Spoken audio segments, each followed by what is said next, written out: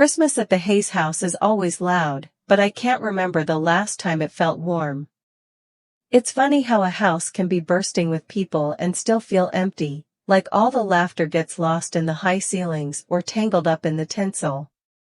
As I stepped up the porch that night, bones aching from another endless night shift, the only thing heavier than the grocery bag in my hand was the sense of returning somewhere I never truly belonged. Inside, the house looked like a Norman Rockwell painting, wreaths on every window, the smell of gooey butter cake drifting from the kitchen, twinkling lights on every banister. Even so, I felt the cold air slip under the door, stinging my ankles and reminding me that outside, the world was honest and brisk and sharp. I paused a moment in the hallway, reaching into my coat pocket to finger the old snow globe, a battered thing I'd kept since I was 6. The tiny gateway arch inside always caught the light in December, even when the rest of the world felt gray. "Rachel. You made it," Ava called from the living room, her voice just a touch too bright. She was perched on the arm of the sofa, scrolling through her phone, a glass of champagne in hand. "Did your shift run late again?" she asked, but didn't wait for my answer, already showing Brian another filtered photo from her Paris honeymoon. Ava always knew how to command attention, the way the Christmas tree commanded the living room, tall, sparkling, impossible to ignore. Brian, half sprawled on the rug beside the fireplace, grinned at me with the casual confidence of someone who never worried about bills. "Hey, Ratch. Did you see my new Tesla outside?" He wiggled his keys for emphasis. "Finally ditched that Civic, huh?" I smiled tightly. "Yeah, I noticed. Looks nice." My own car sat at the end of the driveway, quietly rusting, windshield wipers frozen in place. It got me to work and back, no matter what the others thought. Grandma Evelyn appeared in the kitchen doorway, her eyes softening when she saw me. She wore her favorite Christmas sweater, bright red with a row of golden bells stitched along the hem. "There's my girl," she said, arms open. I went to her, letting myself be held for a moment longer than usual, breathing in the scent of cinnamon and flour. "You look tired," she murmured, smoothing my hair. "You working too much again?" I shrugged, not trusting myself to speak. It always surprised me how easily Grandma could read me, how quickly her presence chased off the feeling of being invisible. Everyone else in the family had a script, stories to share, news to brag about. I just showed up, hoping not to trip over my own quiet. Dinner was called, and everyone drifted into the dining room. The table was set for 10, crystal glasses winking in the candlelight. Mom had outdone herself, ham glazed in brown sugar, mashed potatoes whipped into peaks, a platter of roasted vegetables. The centerpiece was a gooey butter cake, dusted with powdered sugar, a St. Louis tradition, though only Grandma and I ever seemed to care about that part anymore. Conversation bounced around the table, loud and fast and oddly hollow. Uncle Robert recounted another story about a fishing trip that no one remembered. Ava compared Parisian hot chocolate to the watered-down stuff back home, and Brian's phone buzzed nonstop with group texts from friends. Every so often, someone would ask me a question, about work, about school, but before I could answer, the topic would shift. I felt myself fading into the wallpaper, nodding at the right moments, laughing too softly for anyone to hear. Still, Grandma kept glancing at me, her gaze steady and gentle. She squeezed my hand beneath the table, an unspoken reassurance. "So, Rachel," she finally asked, her voice cutting through the din, "how's work going? Are they treating you all right at the diner?" Everyone went quiet for a split second, long enough for me to feel exposed, like a spotlight had snapped on. "It's fine, Grandma," I said, giving her the answer I knew she wanted least. "Same old. Hours are long, but I manage." Mom chimed in then, waving a dismissive hand. "Rachel's always been a hard worker. She likes to keep busy." Right, honey? I nodded, even though it wasn't true. I worked because I had to, because I'd learned not to ask for help. In this house, need was an embarrassment. After dinner, the ritual of family photos began, Ava adjusting her hair, Brian making faces, Mom lining everyone up in front of the tree. I stood at the end, smiling for the camera, watching the flash go off and feeling every bit as out of place as I did when I was a child. Later, as I slipped away to the kitchen to help Grandma with the dishes, I caught snippets of conversation drifting from the dining room. Mom's voice, low and urgent, "We can't let her find out, Michael. She's been asking questions." Dad's reply, barely above a whisper, "We handled it. She doesn't need to know. Not now." I froze, soap suds clinging to my wrists, heart thudding so hard I thought Grandma might hear it from across the kitchen. "The money," Mom said. "For her college. We did what we had to." That word, money, stuck in my head like a burr. I stood there, hands trembling, the sound of running water almost drowning out their voices. What money? What secret? Grandma came up behind me, drying her hands on a towel. Our eyes met, and in that instant, I knew she'd heard something too. There was a question hanging between us, heavy as the winter sky. She didn't say a word, but her look said enough. "I'm here. We'll figure this out together." Later, as the house quieted and the others retreated to their own corners, I slipped outside for air. The night was cold, stars sharp above the city. I turned the snow globe over and over in my hands, the little flecks of glitter swirling around the miniature arch. I remembered how, as a girl, I'd wished I could shrink myself down and live inside that tiny world, protected, peaceful, untouched by secrets or lies. Sometimes, the loneliest place isn't an empty room, but one filled with people who can't, or won't, see you. But that night, standing on the porch with my breath making clouds in the air, I felt something shift. I wasn't sure what would come next, but I knew I wouldn't face it alone. Not anymore. Grandma's kitchen always smells like comfort food. This morning, it's pork steak sizzling in a cast-iron skillet, toasted ravioli on a paper towel-lined plate, and coffee so strong it could wake the whole neighborhood. It's the day after Christmas, and sunlight glitters across the ice on the bare trees outside. For a few minutes, the world feels quieter, less crowded than the holiday chaos last night. Here, at Grandma's table, I almost remember what it was like to feel safe. Brian slouches at the far end, thumbs flying across his phone screen. Ava sits opposite, scrolling through social media, only looking up to sigh about jet lag from Paris, though she's been home 3 days. Mom drifts in and out, rearranging mugs, wiping invisible crumbs from the counter, never quite settling. Only Grandma and I seem anchored. She sets a steaming mug in front of me, its chipped edge familiar. "Eat something, honey," she says, sliding a plate my way. "You hardly touched dinner last night." I force a smile, taking a bite of ravioli, crispy on the outside, creamy in the middle. It tastes like childhood. "Thanks, Grandma. You always make it best." She gives me a look that says she's not fooled by flattery.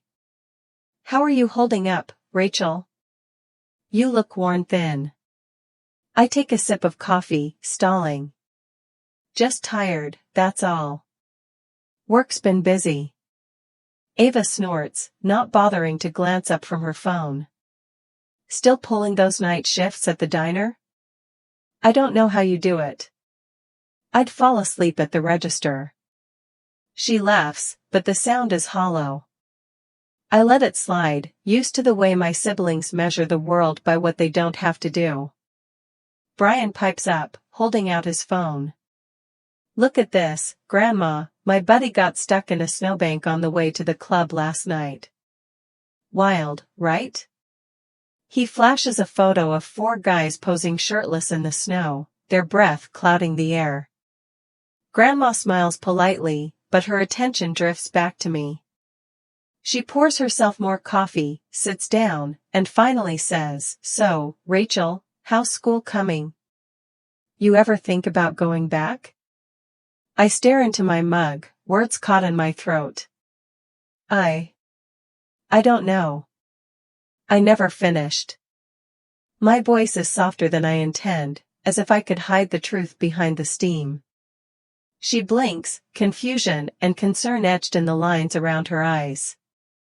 "But I thought, didn't you? Your loans, weren't they paid off?" My cheeks burn. I keep my gaze fixed on the swirling coffee.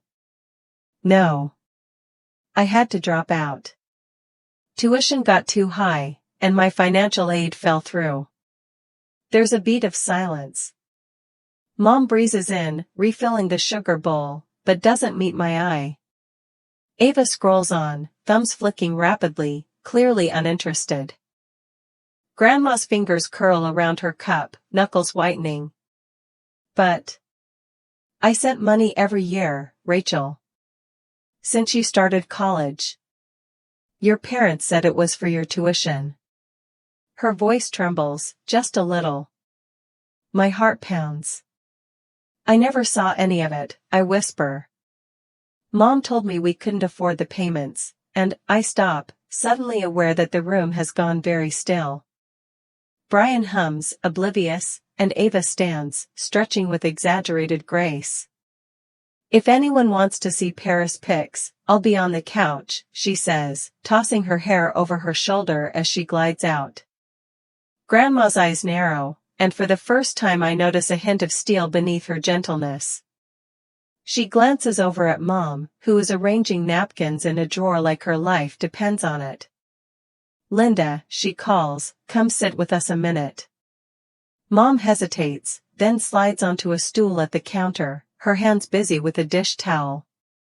"Everything okay, Mom?" she asks, but her tone is brittle. Grandma keeps her voice quiet, but the words are sharp. "Rachel says she dropped out of school because of money. You told me you were covering her loans. All those checks I wrote, what happened to them?" Mom's lips press into a thin line. She fiddles with her ring, eyes darting between us. "Things got complicated, Evelyn. College is expensive these days, and we had to make some choices. Rachel wanted to work, and we thought, well, maybe that was best." I open my mouth, but Grandma shakes her head. "Rachel, honey, could you grab the mail from the porch?" she says gently, an excuse to let me step out for a minute. I nod, grateful for the chance to breathe. The cold air bites at my skin as I open the front door, but I welcome it. I pull my coat tighter and notice an envelope sticking out of the mailbox. On top of the pile is a glossy postcard, Forest Park in the snow, the gateway arch shining in the distance. I turn it over and see Grandma's careful handwriting, "Hang on to hope. Love, Grandma." I tuck the postcard into my wallet, fingers lingering over the smooth paper. I remember picnics in the park, lazy afternoons spent chasing dragonflies and feeding ducks. Back then, hope felt easy. When I return to the kitchen, the tension has thickened. Mom is standing, chin set, voice low. "You have no idea how hard it's been, Mom. You think you can just throw money at problems, but..." Grandma interrupts, voice calm but fierce. "I wanted Rachel to have what she needed. That's what family does." Mom's mouth snaps shut. Brian, sensing the change, looks up. "Everything okay?" he asks, glancing between us. I don't answer. I feel a knot twisting in my chest, shame, confusion, something that feels a lot like betrayal. Grandma turns to me, her expression softening. "We'll sort this out, Rachel. I promise." She squeezes my hand, her palm warm and dry. Ava breezes back in, hair perfectly tousled. "So, who's up for brunch tomorrow?" I booked a table downtown, thought we could celebrate. Rachel, are you working again? Her smile is razor sharp. I force another smile, shaking my head. I'll see what I can do. Grandma leans closer, lowering her voice. Rachel, didn't your parents pay off your loans? I've been helping. I sent money every year. The question hangs in the air, heavy and impossible to answer. I freeze, mind racing. What is she talking about? The kitchen, once filled with warmth, suddenly feels colder. I clutch the Forest Park postcard in my pocket, the promise of hope feeling more distant than ever. Sometimes the truth slips through in the smallest cracks. It was nearly dawn by the time I got home, the city dark and quiet outside my window. My apartment felt colder than ever. The radiator clanged and wheezed, failing to keep up with the St. Louis winter, and my breath made little clouds in the light from the street lamps. I dropped my purse and coat on the single kitchen chair, the old snow globe rolling out and clinking gently against the tabletop. Sleep wouldn't come, so I made coffee, thick, cheap, bitter, and sat at my scarred little desk. The Forest Park postcard from Grandma peeked out of my wallet, reminding me there were still soft things in this world, even if they seemed far away tonight. My mind kept replaying her words in the kitchen, and my mother's tight, brittle smile. Rachel wanted to work, and we thought, well, maybe that was best. College isn't for everyone, Mom had told me when I dropped out sophomore year, as if she were doing me a favor. I'd tried so hard to believe her back then, to convince myself it was my fault that I couldn't make the numbers add up. But this morning, the doubts came back, sharper than ever. I booted up my old laptop, a relic from my short-lived college days, and started combing through emails, bills, financial aid records, anything I'd managed to keep. Each file was a breadcrumb, leading back to the semester everything fell apart. There were letters from the university, cold and formal. We regret to inform you that your financial aid package has not been renewed. Tuition notices in bold red.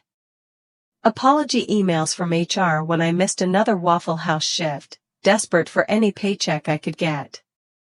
I remembered the panic that settled in my chest like a stone, the way I'd worked double shifts and eaten dollar menu meals to keep the lights on. The shame when I called Mom for help, voice shaking, and she said, well, you know, maybe college isn't your path, honey. Her voice sounded so reasonable, so final, that I almost believed it. As the sun finally cracked over the skyline, I stared at a folder marked 2017 and found a scan of a FAFSA letter, a denial. Another click, another bill, another reminder of what I'd lost. I started a list on scratch paper. When did the money stop? Why didn't anyone tell me? On a whim, I searched my name in the state scholarship portal. To my surprise, there was still an account, one I hadn't logged into since my freshman year. My hands shook as I reset the password and scrolled through the transactions. There, in black and white, were deposits, one every year on my birthday, starting when I turned 18. They were marked for tuition and expenses, sent from a trust fund under my name, each withdrawal signed by my parents as custodians. My stomach dropped. The numbers matched almost exactly with the years Ava got her Paris trip, or Brian's new car, or the big family vacations I hadn't been able to attend because I was working. The money I never saw had gone somewhere, and it didn't take a detective to guess where. I grabbed my phone, thumbs clumsy with nerves, and dialed Mom's number. She picked up after 3 rings, her voice chipper and tired all at once. Hi, sweetheart. What's up? Everything okay? I tried to keep my tone even. Hey, Mom. I was going through some old paperwork, and I found records of a trust fund, one Grandma set up for my college. Did you know about that? There was a pause, and I imagined her standing in the kitchen, towel in hand, face tight. Oh, that. Your dad and I managed it, but you know things got complicated. Money's always moving around, Rachel. It's not as simple as you think. I pressed on, voice barely above a whisper. But none of it ever paid for my tuition. Not one semester. Do you know where it went? She sighed, that familiar exasperation rising. Rachel, you've always worried too much. We did what we thought was best for the family. Not everything in life is fair. Just move on, honey. You're doing fine now, right? I sat in silence as she hung up, her words echoing through my tiny apartment. Move on. Just like that. I set the phone down, feeling smaller than ever, but there was no more pretending. I opened a new browser tab and logged into the college admin portal, searching for any more clues. My financial aid officer's email popped up, an old memory, we're sorry, but your parent information is required for additional grant approval. No one had ever told me what was missing. Scrolling through Instagram for distraction, I found Ava's latest post, a sparkling selfie on the Pont Alexander III, Eiffel Tower blurred behind her. Hashtag family over everything, she'd captioned it, and I nearly laughed at the irony. Her world seemed so bright, so easy, while mine shrank down to the size of this cold, empty apartment. I opened the family group chat, where Brian had just dropped a meme about Christmas calories. Hey, anyone else want to hit the gym next week? He joked. No one answered my simple goodnight. By midday, I'd gathered every document I could find, tuition notices, bank statements, screenshots of the trust fund withdrawals, even Ava's Paris itinerary with matching dates. My hands shook as I printed everything out, page after page sliding into a growing stack on my kitchen table. Each one felt like a piece of the puzzle I'd been living with for years, finally starting to make sense. Sometimes I think life gives you the smallest cracks just so the light can get in. But what I'd found wasn't light, it was a fissure, a break wide enough to fall through. How deep did it go? What else didn't I know? I stacked the papers neatly, heart pounding in my ears, the snow globe glinting beside the printer. The future, which had always seemed out of reach, suddenly felt wide open, and terrifying. Secrets have a way of showing up in the most ordinary places. That morning, the air outside was still sharp, but Grandma's bungalow was a world apart, warm, crowded with memories, and scented with lemon bars cooling on the kitchen counter. The sun slipped through lace curtains, painting patterns on the old carpet as I stepped inside, clutching a battered manila folder and my snow globe. Grandma looked up from the dining table, her glasses halfway down her nose as she finished a crossword. "You're up early, honey," she said. Her smile was gentle, but I saw a flicker of worry underneath, the same one I'd noticed since Christmas. I forced a smile in return, feeling the weight of what I'd brought pressing into my hands. "I needed to talk," I said, setting the folder down. The words came out thinner than I meant, almost lost in the morning quiet. She reached out, giving my fingers a squeeze. "Sit, sweetheart. I'll put the kettle on." While she busied herself with tea, I placed my snow globe on the table.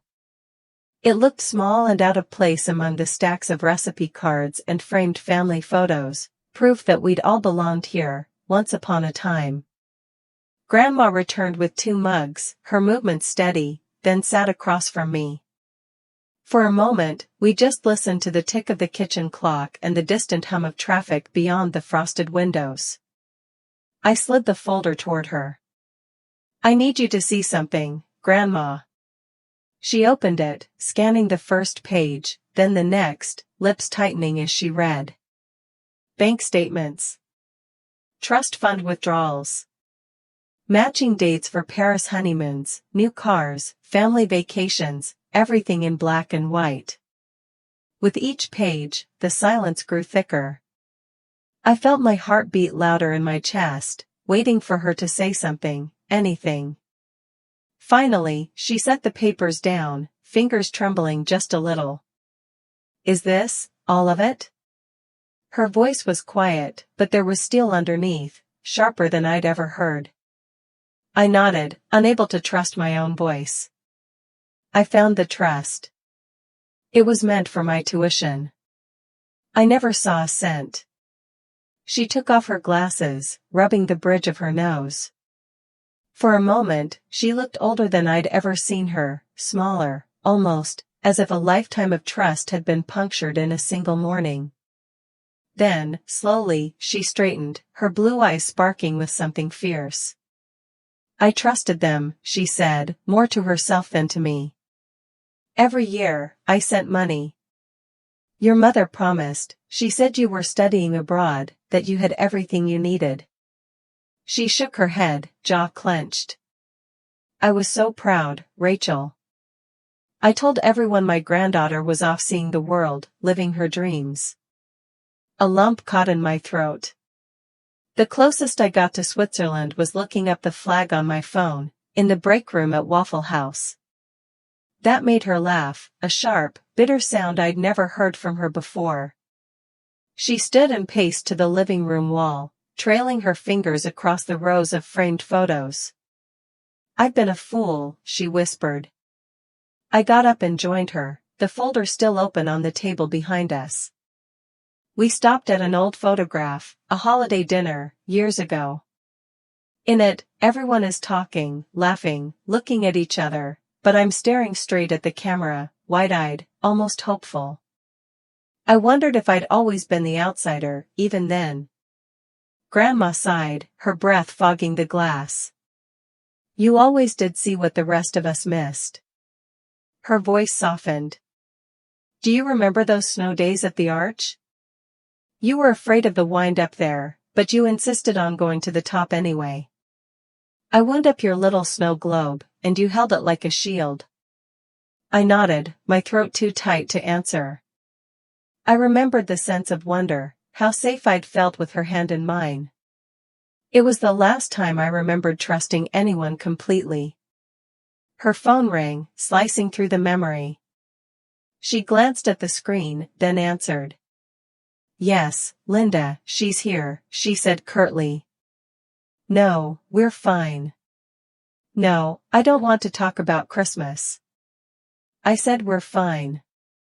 She ended the call without waiting for a reply. Grandma turned back to me, eyes blazing. "We're not letting this go, Rachel. Not this time.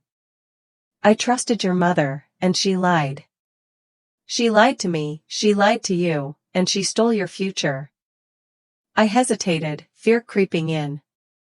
"What do we do?" She squared her shoulders, suddenly every inch the woman who'd raised 3 children through lean years and heartbreaks. "We're going to the bank, now." The words landed in the center of the room, undeniable as thunder. My pulse raced, both terrified and relieved. For the first time, I wasn't facing this alone. We gathered the papers and my snow globe. As we stepped out into the brisk morning, Grandma paused at the door, looking back one last time at the gallery of family smiles. "Sometimes, Rachel, you have to make your own place in the picture. Don't wait for anyone to invite you in." The car ride to the bank was a blur. I held my snow globe tight in my hands, watching the glitter swirl with every bump in the road, trying to hold on to hope. Grandma's knuckles were white on the steering wheel, but her voice was steady as she promised, "No more secrets. Not in this family. We'll get the truth, and then we'll decide what comes next." My heart hammered as we pulled into the parking lot, the bank's brick facade looming ahead. I glanced at Grandma, searching her face for doubt, but all I saw was determination. "Are we really doing this?" The question echoed through me, a mixture of fear and something that felt almost like freedom.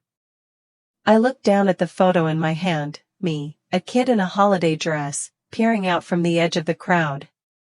Maybe I'd always been on the outside, but today, for the first time, I was stepping in on my own terms. There's a chill at the bank that has nothing to do with the weather. The lobby windows are fogged from the breath of a dozen bundled-up customers. My boots squeak against the polished tile as Grandma and I step inside, her purse clutched tightly at her side, lemon bars packed for comfort but untouched. She gives her name to the teller, and we're ushered to a small office in the back. Sunlight tries to fight through the frost on the glass, casting everything in a pale, wintry glow. The bank branch manager, Ms. McAllister, greets us with a brisk handshake and a polite, rehearsed smile. "How can I help you this morning, Mrs. Hayes?" she asks, motioning us to sit. Grandma sets her purse on the table, smoothing her skirt. I see her knuckles are white, her jaw set. "This is my granddaughter, Rachel. We're here about a trust fund I established for her education. I have reason to believe there have been unauthorized withdrawals." Ms. McAllister's smile fades a little. "Of course. Do you have the account number or documentation?"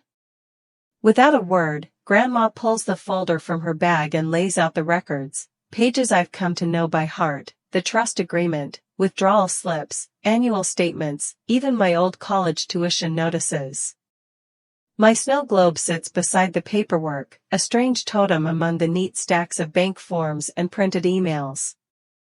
The manager reviews the papers, her eyes darting from line to line, brow furrowing. "These withdrawals," she murmurs, "they were authorized by your parents as custodians, yes?" "They were," Grandma says, voice sharp, "but not for Rachel's benefit. That money was meant for tuition and school expenses, nothing else." I chime in, voice barely above a whisper. "I never saw a cent. I dropped out because I couldn't pay." Ms. McAllister glances at us, then at the records again, her tone more serious. "Let me check the electronic files and transaction history. I'll be right back." We sit in silence as the hum of the bank presses in. Grandma absently fiddles with the edge of a napkin in her purse, eyes fixed on nothing. I can tell she's thinking 1,000 things at once. After several minutes, Ms. McAllister returns with a printout. "I've confirmed a pattern of withdrawals starting when Rachel turned 18, she says. Each marked for tuition, but funds were transferred to other family accounts, sometimes even on the same day." Grandma's lips thin. "Is that legal?" The manager hesitates. "As custodians, your parents had access, but only for the benefit of the beneficiary. If funds were misused, that's a serious violation. I recommend contacting legal counsel immediately." Grandma nods curtly. "Thank you for your help." She gathers the documents, her movements precise. The next stop is Grandma's lawyer, Tracy Reynolds, whose office sits above a florist shop downtown. The space is small but cozy, filled with stacks of files and the faint scent of fresh-cut lilies. Tracy is sharp-eyed, practical, and wastes no time. Grandma summarizes the situation. Tracy listens, flipping through the paperwork with practiced speed. She pauses at the transaction records. "These are clear," she says. "The trust stipulates use for Rachel's education only. Diverting those funds elsewhere, vacations, cars, anything not related to school, is breach of fiduciary duty. Depending on the amounts, it could be criminal misappropriation or fraud." I feel the weight of her words settle on my chest. "What happens now?" Tracy meets my eyes, her voice steady but kind. "We'll file a formal complaint with the bank and notify state authorities. There may be civil action, restitution, at minimum. And if the DA finds grounds, possible criminal charges." Grandma straightens in her chair, that old steely glint in her eyes. "Do whatever it takes. My granddaughter deserves justice." Tracy starts drafting the case, asking for every detail, dates, emails, even the trust's original brochure Grandma saved in a drawer for decades. The world outside the window looks ordinary, people going about their errands, but inside this room, everything is different. The future tilts, uncertain, but for the first time, I sense a sliver of hope. Someone is standing up for me. When we leave, the sun has slipped behind a cloud, the afternoon growing gray and heavy. Grandma pats my shoulder as we walk to her car. "You did nothing wrong, Rachel. None of this is your fault. Remember that." I nod, unsure if I believe her, but grateful for the way she says it, like she really means it. That evening, back at my apartment, I try to process everything. I line up the stack of documents on my kitchen table, the snow globe perched on top. My phone buzzes, a new message in the family group chat. "Dinner at our place Sunday, don't be late." A pit opens in my stomach. Is this a trap? Or just another attempt at business as usual in a family built on secrets? A second text follows from Brian: "If anyone's got extra cash, feel free to cover my bar tab this week, LOL." I stare at the screen, unable to tell if he's joking, or if he's just that clueless. For a long moment, I sit in the quiet, watching the city lights blink on outside. The lemon bars in Grandma's purse went untouched, but somehow, I feel braver knowing they were there, sweetness saved for a day when things might finally get better. Dinner tastes like tension, even with fresh herbs from Grandma's garden. It's Sunday evening and the dining room is filled to the brim, steam rising from mashed potatoes, the glossy sheen of roasted chicken catching the light, butter cake perfuming the air. Yet the room feels colder than it should, the kind of cold that doesn't come from outside but seeps in from the spaces between people. Ava is already snapping selfies before anyone sits, her phone held at just the right angle. "Say cheese," she chirps. The caption goes up instantly: "Crazy Haze Christmas" with a string of twinkling emojis. Brian glances up from his own screen just long enough to roll his eyes, then returns to swiping through sports highlights. Mom and Dad hover, exchanging quick, nervous glances as they set out the last serving spoons. Even Uncle Robert, usually the life of any gathering, is quieter than usual, focusing intently on pouring the wine. I sit at my usual place, to the left of Grandma, with my snow globe in my coat pocket, a talisman against the storm I know is coming. Grandma is calm, almost unnaturally so. She's arranged the table as always, using her best linens, but there's a sense of ceremony tonight, as if this meal is both a celebration and a trial. The conversation limps along, held together by habit more than interest. Ava launches into a story about a shopping spree in Paris, only half listened to by anyone. Brian brags about his plans for New Year's Eve, but his voice trails off when no one responds. Mom asks if anyone wants more gravy, not waiting for an answer, and Dad focuses on cutting his food into meticulous bites. I watch Grandma, waiting. She's biding her time, eyes sharp as she surveys the family, hands steady as she lifts her glass. At last, she rises, the room going still. "A toast," she says, voice strong, ringing out above the quiet clatter of forks.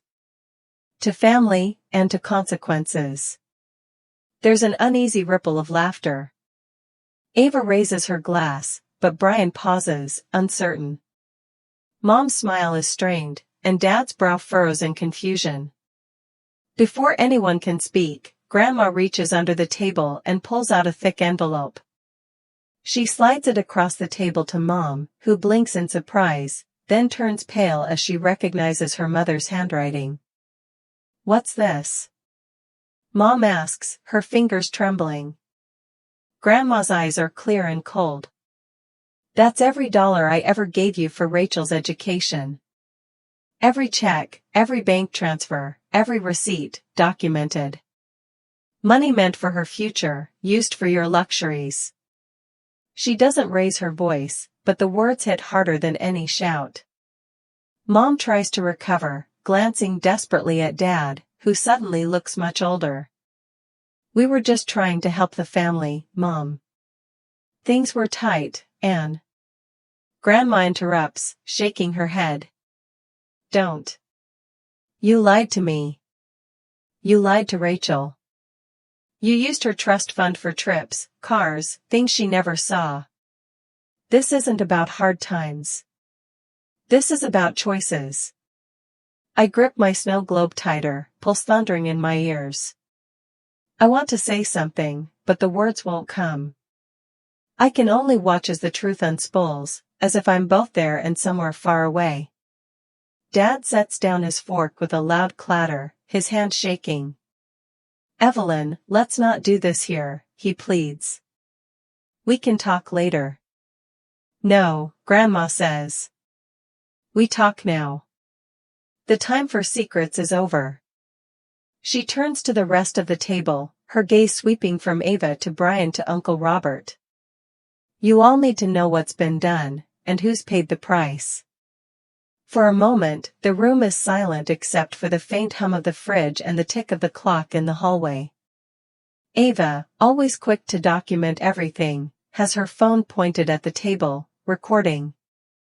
Her face is unreadable, but her camera's red light blinks steadily, catching every word. Brian mutters something about not wanting drama, but he doesn't leave. Uncle Robert's eyes go wide, darting between Mom and Grandma as if unsure which side to take. Mom covers her mouth, tears gathering. I didn't want it to be like this, she whispers. I find my voice, quiet but steady. You didn't just take money. You took away choices. I worked nights, I missed school, and you let me think it was my fault. Dad finally looks at me, his face etched with regret. We made mistakes, Rachel. We thought it would all work out. Grandma sets her glass down, the sound crisp and final. You're going to have to live with the consequences now. I've contacted the bank and our lawyer. This isn't going away. The words hang in the air, heavy and irrevocable. The table, once a place for celebration and comfort, has become a courtroom, each of us called to account. Ava's phone catches the moment Dad's fork hits the floor, the silence that follows as Mom goes white. I see myself reflected in the dark screen, a little older, maybe wiser, certainly changed. The truth, long buried, is finally out, and there's no way to put it back. I look down at my plate. The roast chicken is tender, the butter cake sweet and sticky, but everything tastes different now. A mixture of nostalgia and loss, the past and the present colliding on my tongue.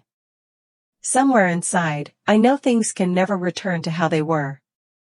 But as I meet Grandma's eyes, steady and proud, I realize maybe that's not such a bad thing. When Grandma throws down the truth, there's no picking it back up. The air in the dining room is thick, heavy with all the things said and unsaid. It's as if the walls themselves are holding their breath, listening in on the ruins of what used to be family tradition. Outside, the snow keeps falling, blanketing the street in silence, while inside, everyone's voices scrape raw against each other. Mom's hands tremble as she tries to gather the plates, her smile frozen in place. You don't understand, Mom, she insists, stacking forks with a clatter. It wasn't what you think. It was never about hurting Rachel. We were just trying to do the best for everyone. Dad clears his throat, not quite meeting anyone's eyes. Rachel, I'm sorry. I really am. I know it looks bad, but we were under so much pressure, and things got away from us. You have to believe we never wanted it to be like this. Ava, phone poised in one manicured hand, glances at me through her front-facing camera. This is nuts, she mutters, flipping the camera around to capture the tense faces at the table. Honestly, I don't get why you're so mad. We're family. It's just money. Her words hang in the air, tinny and hollow, but she's already posting the scene to her story, adding a filter that makes the room look warmer than it feels. Brian pushes back from the table, jaw tight. "I'm out of here," he snaps, storming down the hallway. The front door slams, echoing through the house, but a few moments later he comes skulking back in, muttering about forgetting his jacket. No one laughs. Uncle Robert shifts uncomfortably, his usual smugness replaced by something more brittle. "Maybe we should all just calm down," he offers, though nobody listens. The room is fractured now, each person spinning in their own little orbit of guilt, anger, or indifference. Grandma sits quietly, her lemon bar tin resting in her lap. Her hands are steady, her eyes sharp as glass. She doesn't move, doesn't waver, just lets the silence do its work. It's her presence that holds everything together, even now, her refusal to look away, to sweep any of this under the rug. I find myself watching the clock, the slow sweep of its hands, the way time seems to bend in moments like these. The arguments grow louder, then softer, looping back on themselves until nothing makes sense anymore. Finally, I push back from the table and stand, my voice surprising even me in its clarity. "You didn't just steal money," I say, looking around at the faces I've known my whole life. "You stole years I'll never get back." While you sipped champagne in Paris, while Brian bought new cars, I was working doubles just to keep the lights on. I missed school, I missed sleep, and you let me believe I was a failure. That I didn't deserve more. The words ring out, and for a second, no one breathes. Mom's eyes fill with tears, her mouth working for an answer that doesn't come. Dad puts his head in his hands. Ava's phone is still raised, but now it's shaking. Brian looks away, scowling, and Uncle Robert stares at his empty plate as if it holds all the answers. Grandma nods, a small gesture, but her approval is the only thing keeping me upright. "It's time," she says quietly, her voice as certain as the ticking clock. I slip my coat on, slipping my hand into the pocket to find my snow globe. The cool, rounded glass is steadying. I turn it over and over, watching the flecks of glitter swirl around the miniature arch. For a moment, I'm a child again, wishing for a world where I belonged. No one tries to stop me as I head for the door. My footsteps are muffled on the old rug. At the threshold, I pause, feeling the gaze of every person at that table pressing on my back. I don't look back. Not this time.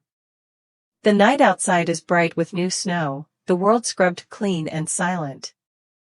I step into the cold, letting it burn my cheeks, clearing away the heat of everything I've just said. The streetlights cast halos on the white ground. Across the city, the gateway arch gleams, distant and luminous, its curve rising out of the darkness, a silent promise, or maybe just a reminder that something beautiful can exist in even the hardest places. My breath hangs in the air, slow and heavy. The snow globe is still in my hand, and I hold it tight, unsure where to go, unsure who I am now that everything has changed. The street stretches out ahead of me, empty and wide. For the first time, I have no map, just the feeling that, somehow, moving forward is the only choice left. Maybe one day the gateway arch will mean something different. Maybe hope is just a thing you carry, even when you barely believe in it. The apartment is colder than ever, but I finally feel awake. I wake up to gray light seeping in around the blinds, my blanket tangled at my feet, and for a moment, I forget where I am. Then everything rushes back, the family dinner, the shouting, Grandma's voice steady and unyielding, my own words echoing in the silence.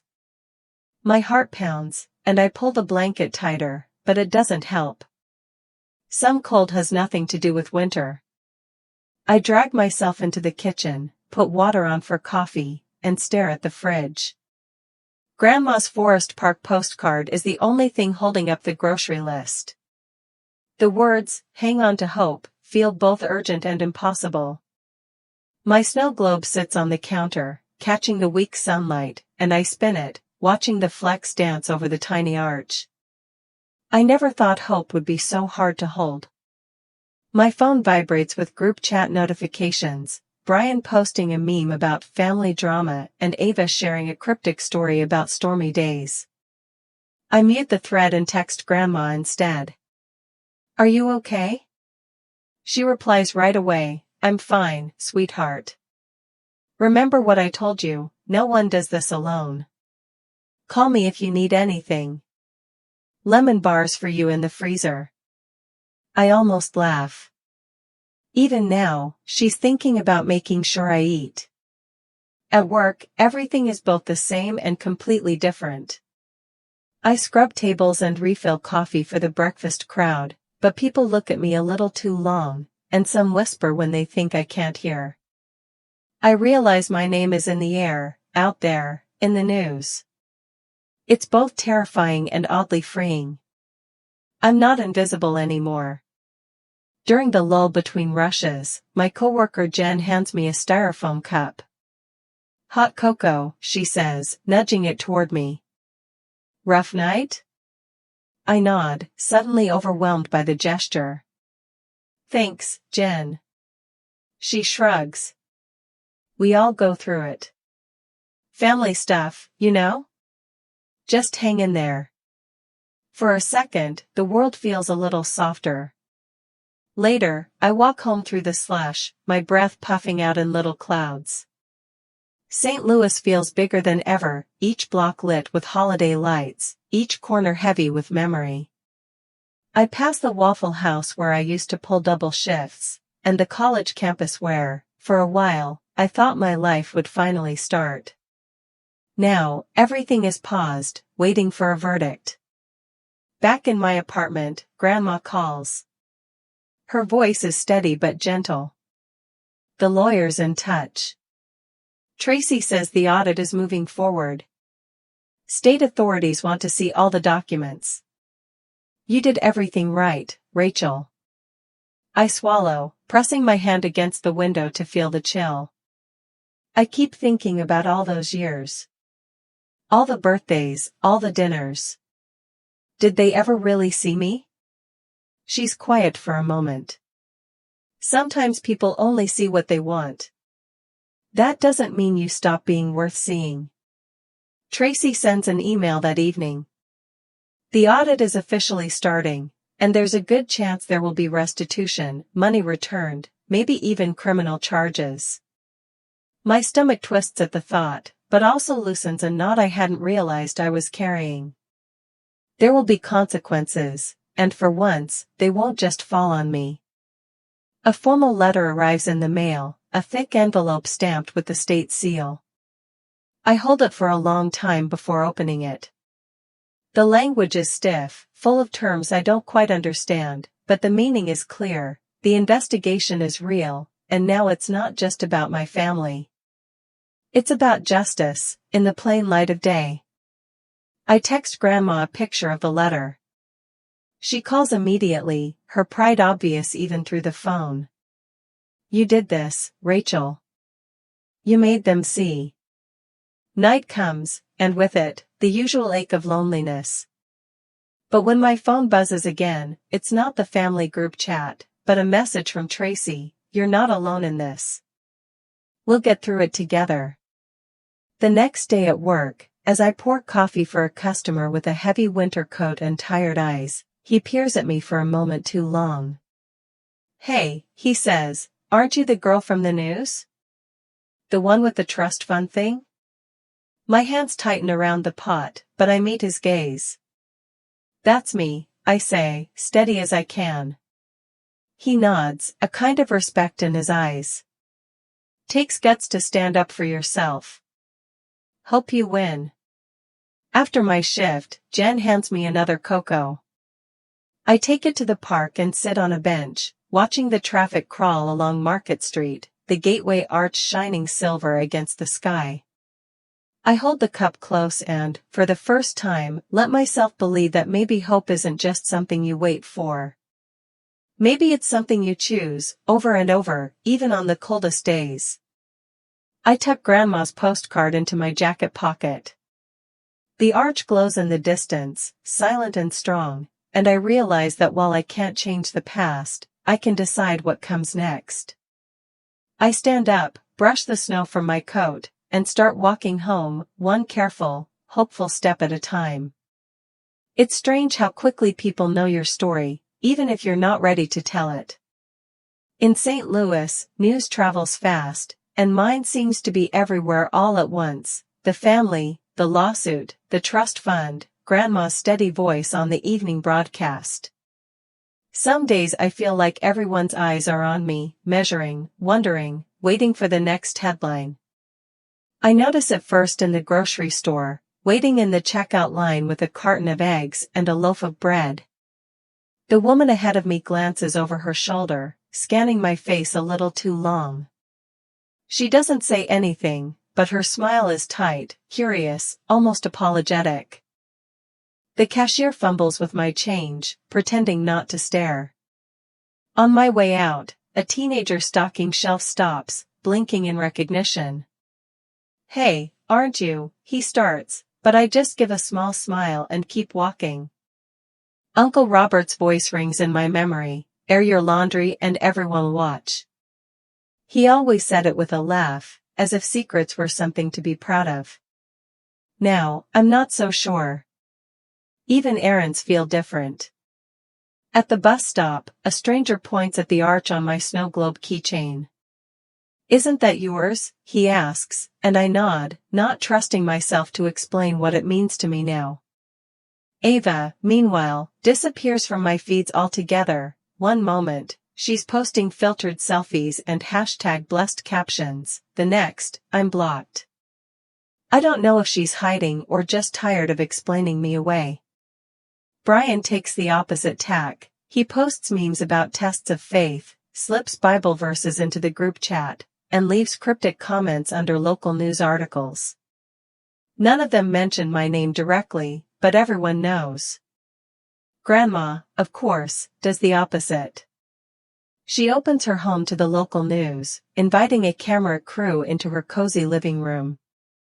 The reporter asks gentle questions while sunlight spills through the lace curtains and the aroma of lemon bars wafts through the room. Honesty isn't easy, Grandma tells them, her hands folded around a mug of tea. But second chances matter more than secrets. Her words spread quickly, shared on social media, replayed on the evening news, quoted by neighbors and strangers alike. Suddenly, it's not just my story anymore. It's hers, too. The news crew asks for a follow-up interview at Forest Park, beneath the bare trees and the long silver arch stretching into the sky. I stand by Grandma's side, clutching my snow globe in one hand and trying to remember how to breathe. Reporters circle, microphones thrust forward. "Rachel, how does it feel to have your family's private life out in public? Are you seeking retribution or justice?" I look past them, to the arch gleaming in the winter sun. "The truth doesn't need my permission to come out," I say. It was always there, whether anyone was watching or not. It's surreal, being recognized by strangers. At work, a customer pauses at my register, bag of groceries in hand. "You're brave," he says quietly, "for standing up for what's right." I thank him, voice unsteady but grateful.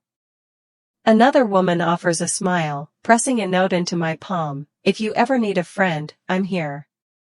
Still, the backlash stings. Mom's voice is a stranger's on the answering machine, sad, sharp, and distant. Dad sends emails full of apologies and explanations, but I delete them unread. Ava and Brian retreat into their online worlds, where reality can be curated, where comments can be deleted, where the pain of real consequences never quite breaks through the screen. One night, Grandma texts me a picture, her old lemon bar tin, now filled with index cards and fresh recipes in her careful handwriting. "A fresh start," she writes. "Not just for you, honey, but for all of us. Come by soon, I'm trying a new batch with extra zest." For the first time in months, I walk home with my shoulders uncurled, my breath coming easier. The city feels different, still cold, still full of questions, but somehow less heavy. I pass Forest Park and pause at the edge of the frozen lake, watching the lights flicker on in distant windows. The gateway arch glows against the night sky, tall and silent, a reminder that the world is bigger than any secret, and there's always room for something new. I slip my snow globe into my pocket, the glitter swirling, and let myself believe that, whatever happens next, I can face it.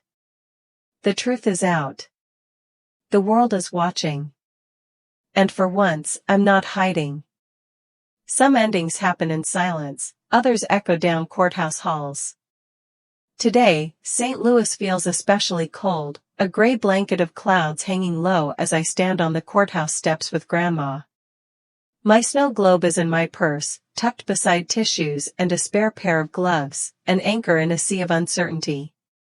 Inside, the halls are quiet except for the occasional shuffle of feet or the clatter of a dropped folder. We pass the security desk, then climb the stairs to the hearing room. Grandma walks with her head high, her hand steady on my shoulder.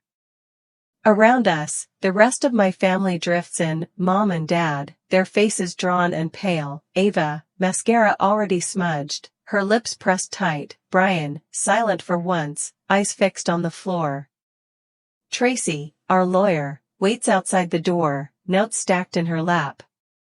The hearing room itself is nothing like TV, no grandeur, just pale wood benches and a judge in a simple black robe. The judge's eyes are sharp, her tone brisk. "Let's get to the facts," she says, not wasting a moment on small talk. Tracy lays out our case, voice calm and sure. She has every document, every transaction, every bank statement. She reads from the trust, showing how each withdrawal lined up with a family vacation, a new car, a tuition payment that was never made. For once, no one interrupts. The truth is too heavy for argument. The judge turns to my parents, her expression stern. "Do you have anything to say for yourselves?" Mom tries to speak, but her words dissolve into tears. She reaches for Dad's hand, but he just stares ahead, his jaw clenched. Ava wipes her eyes, looking smaller than I've ever seen her. Brian sinks deeper into his coat, shoulders hunched, his bravado gone. The silence stretches on until finally, the judge speaks again, her voice echoing off the cold walls. "It's the decision of this court that the assets in question be frozen until restitution is made to the rightful beneficiary. The evidence is clear.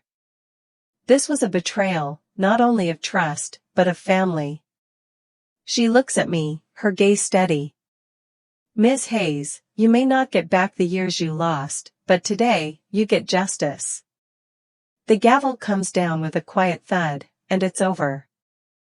There is no applause, no grand declaration, just the sound of people gathering their things, the soft rustle of coats, the nervous whisper of the next case waiting outside. I realize I'm shaking, and only then do I notice my fist clenched around the snow globe in my purse.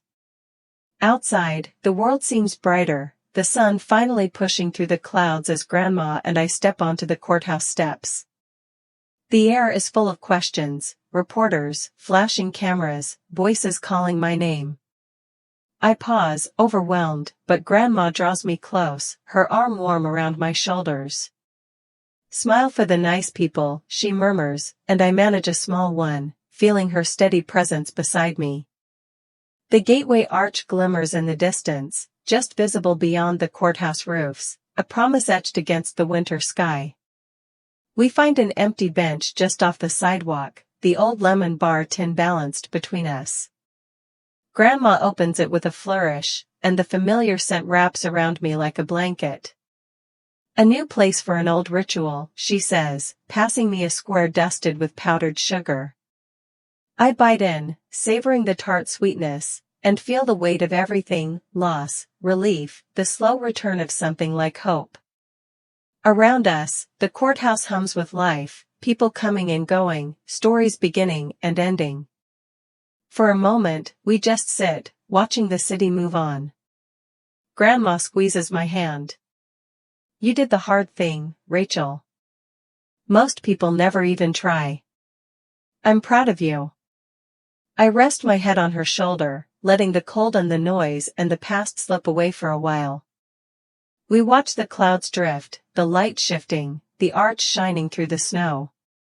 The world keeps turning, but for the first time, I feel like I'm standing still in the best way, grounded, certain, home. Freedom is heavy when you've never held it before. I feel it as I unlock the door to my new apartment, a blank, echoing space with bare walls and pale winter sunlight filtering in. The sound of the key turning is louder than I expect. I close the door behind me and set my snow globe on the counter, its weight a reminder that I am here on my own terms. The first few days pass in a blur of boxes and empty rooms. Grandma arrives on Sunday, carrying a pan of lemon bars and a new dish towel, her congratulations card tucked between them. Every new start needs a little sweetness, she declares, bustling in and opening cabinets. She puts away mugs and plates with practiced hands, humming to herself. For a while, we work in companionable silence, her in the kitchen, me stacking books along the windowsill. My new living room is still mostly empty, a borrowed chair, a thrift store lamp, a single potted plant that I'm determined to keep alive. On my desk, the restitution check sits in its envelope, untouched for days.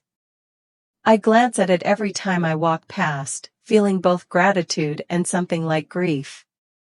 It's more than money, it's the sum total of years lost, choices denied, and now, the possibility of beginning again. Grandma joins me at the desk, setting down a plate of lemon bars. She sits, folding her hands in her lap. It's yours, Rachel, she says gently. You get to decide what comes next. I nod, unsure what to say. I think of all the nights I spent staring at the ceiling, wishing for a way out. Now the world is wide open, and I find I'm afraid to take the first step. Later, as I unpack, I find the Forest Park postcard tucked in the pocket of an old coat, hang on to hope, and set it on the shelf beside the snow globe. The shelf looks less lonely with them there, a little corner of memory and possibility. Grandma's congratulations card joins them, her handwriting looping across the front. The words are simple, but I read them over and over, proud of you, always. That night, I make tea and sit by the window, watching the river shimmer under street lights. The apartment is quiet, but not empty, just waiting for new stories. In the middle of the week, my phone pings with an email from Brian. The subject line reads, "I'm sorry," and the message is awkward, full of apologies and explanations, heavy with the kind of regret that comes when consequences finally hit home. He talks about missing the old days, wishing he could take it all back, not knowing how to make things right. I read it twice, then close my laptop without answering. Some things need time, and some things may never be fixed. That's a kind of freedom, too.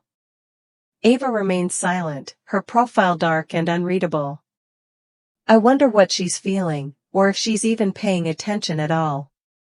Part of me hopes she'll reach out one day, another part is content to let the silence be its own answer.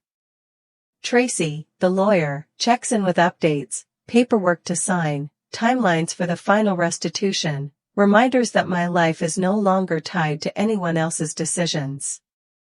Each message feels like a small exhale, another knot loosened. Sunday comes again, and with it, the scent of lemon and sugar and the sound of Grandma's laughter in my kitchen. We bake together, flour dusting our hands, the windows fogged against the chill outside. Afterward, she sits across from me at the little table, her eyes bright. I meant what I said, she tells me, reaching for my hand. If you want to go back to school, I'll co-sign. I want you to have the choice, this time, for real. I feel something shift inside, a door opening. For so long, my future was a hallway with every door locked. Now, the keys are in my hands. I don't know yet, I admit. but I like that it's my decision. She smiles, squeezing my fingers. That's all I ever wanted for you. After she leaves, I stand in front of the bathroom mirror, staring at my reflection. My hair is mussed, flour smudged on my cheek, but for the first time in a long time, I see someone strong looking back. Someone who has survived storms, who is still here, still standing. I arrange the snow globe, Forest Park postcard, and Grandma's card on the shelf, stepping back to admire the little tableau. It's not much, but it feels like home, a quiet promise that hope can be rebuilt, piece by piece. I sit down at my desk, open a fresh notebook, and begin to write, not for a class, not for a job, but for myself. Outside, the city moves on, the world unchanged, but I am changing, and that is enough. Spring in Forest Park feels like a second chance. After a long gray winter, the air is soft and fragrant, lawns edged in bright green, tulips open wide to the sun. Birds flit among the budding branches, and for the first time in a long while, I find myself moving without the heaviness of old burdens. It's Sunday afternoon, and Grandma and I have claimed a picnic table beneath a cluster of blossoming dogwoods, the gateway arch shining in the distance, a silver curve against the clear sky. We unpack our picnic, sandwiches, slices of butter cake, lemon bars cut into neat squares. Grandma opens her old tin and pulls out a packet of seeds. I thought your windowsill could use a little color, she says, tucking the packet into my hand.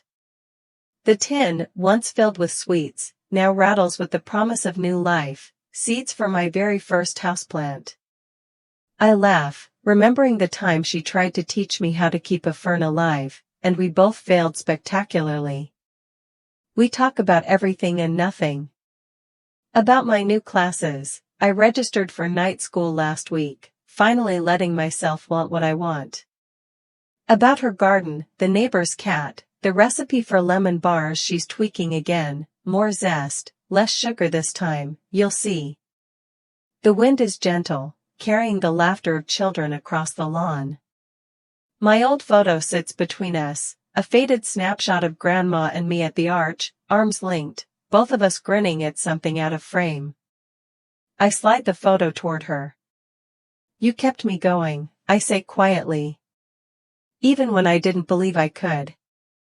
She looks at the picture, eyes shining. You kept yourself going, honey. I was just here to remind you. We eat in comfortable silence for a while. All around us, the world hums with new beginnings, dogs chase frisbees, kites wheel overhead, students sprawl on blankets, books open and half forgotten in the sunshine. For once, the future doesn't feel like something I have to earn or fight for. It feels open, patient, mine. Back at my apartment, the change of season is everywhere, the window thrown wide to the breeze, sunlight spilling across the rug, the shelf by the door filling up with little pieces of my new life. The snow globe gleams beside the Forest Park postcard, Grandma's congratulations card propped nearby. The seeds from the picnic wait on the windowsill, next to a sturdy little plant I picked out at the market, my first real try at tending something that grows. My restitution check is gone now, used to pay tuition, replace my car's broken heater, pick up a few more books for my classes.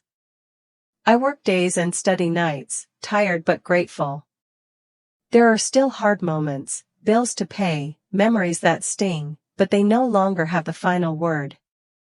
Brian's email sits unanswered in my inbox, Ava's silence is her own choice. I no longer measure myself by anyone else's story. Every evening, I write in my journal, a new habit that feels both tender and brave. Today, my words are simple, they tried to bury me, but I grew anyway. I trace the line with my pen, letting it settle deep in my chest. My story, at last, is mine. On weekends, Grandma visits. We plant seeds in old mugs and mismatched pots, laughing at our mistakes, celebrating every tiny sprout.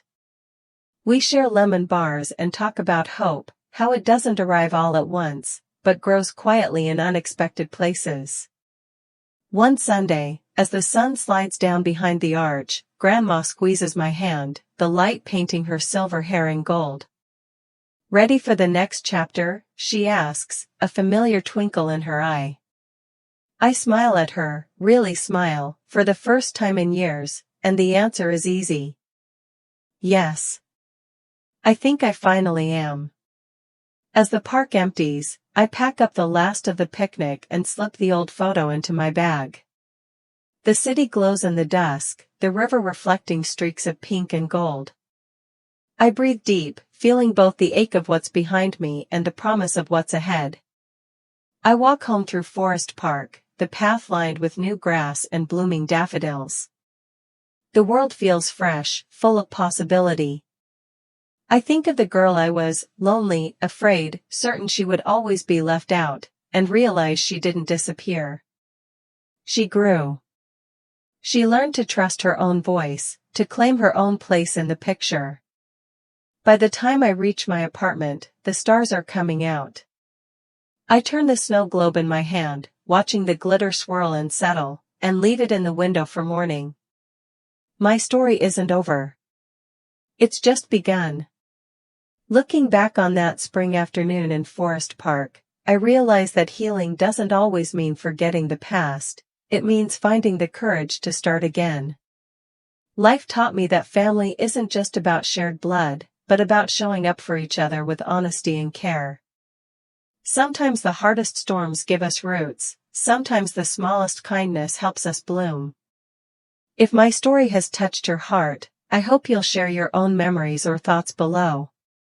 After all, every life has chapters of loss and hope, and it's never too late to grow toward the light.